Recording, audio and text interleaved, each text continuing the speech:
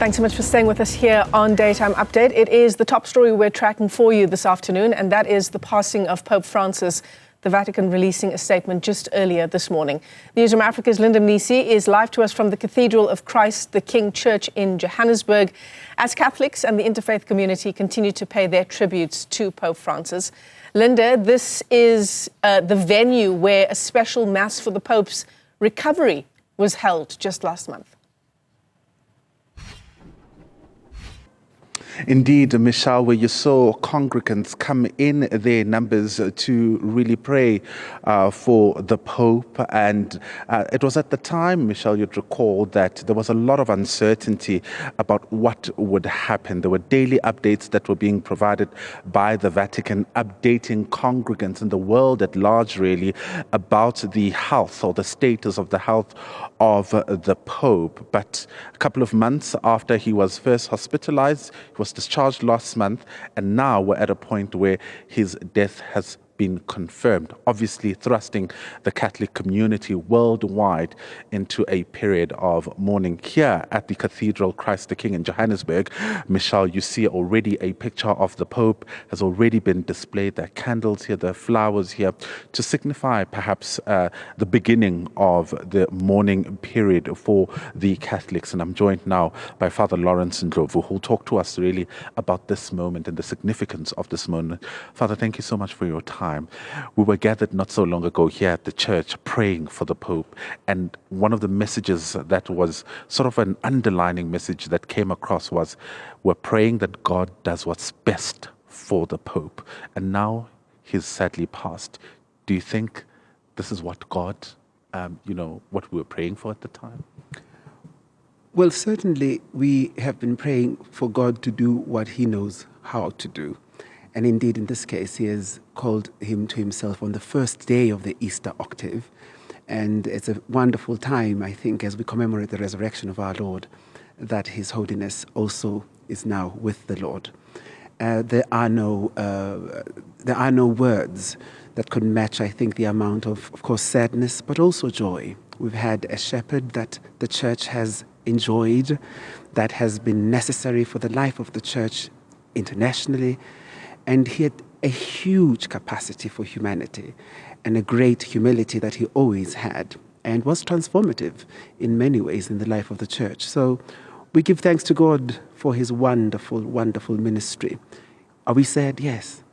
But the Lord never leaves a vacuum.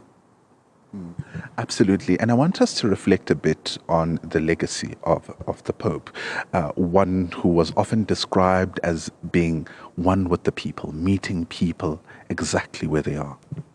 Yes, one of the early sort of statements he had made to priests, he always said priests should have the smell of the sheep. They shouldn't be aloof from the people that they serve. He had a great, as I've said earlier on, a great sense of humanity. He was key in transforming the life of the church and making it more and more inclusive. He is the first pope to have appointed a female head of dicasteries, of departments. He is the first pope that has not shunned away from speaking about the most difficult conversations. The reforms that he introduced, especially when it comes to matters of sex abuse and all of that sort of thing that has been happening in the church. He has also taken some of the global issues to heart. Climate issues were very key to him. Custodianship of the environment as a Christian duty was one of his key messages. His ardent love and promotion for peace and the affinity he had with the people of Palestine. We know even when he was in hospital, he kept on calling the parish almost weekly in Palestine. In many ways, he became not just the leader of the Catholic Church, but a global moral voice.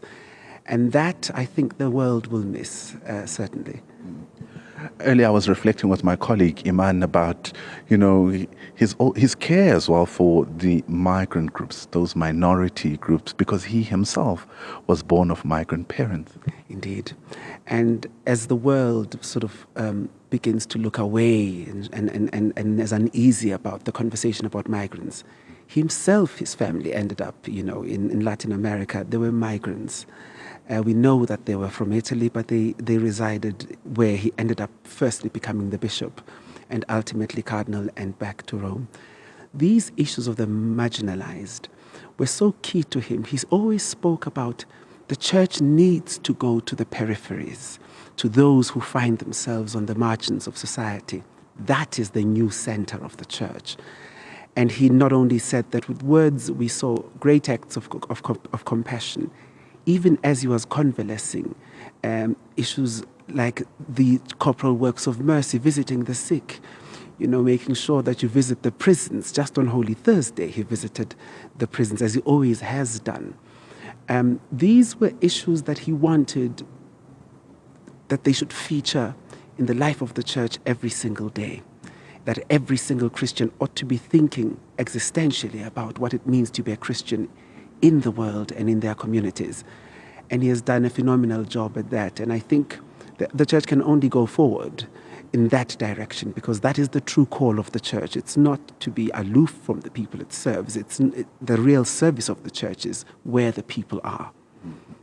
Let's talk now about some of, the things that you have planned, since, of course, the announcement of the passing of the Pope. Are you going to be having a special mass like we saw when he was ill? Certainly, a mass is being prepared with the date, and it will take place here in the Cathedral of Christ the King.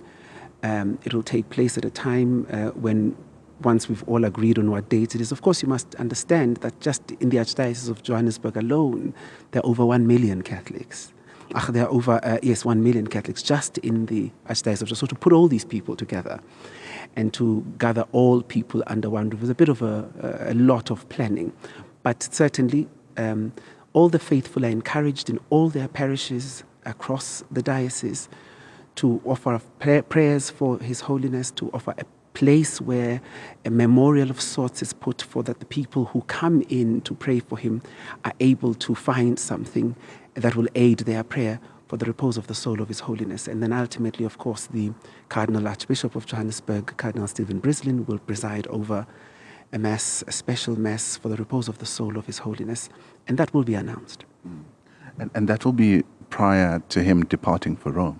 We're hoping that he will give us a date at least before the end of today. He is a cardinal himself, so he will probably be participating, not probably, he will be participating firstly in the actual funeral mass of His Holiness, and then the conclave. He is also participating as a cardinal.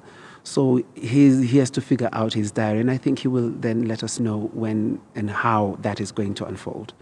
All right. I want to thank you so much for your time. That is Father Lawrence Ndlovu there, Michelle, talking to us about the significance of this moment and reflecting on the life and times of the Pope.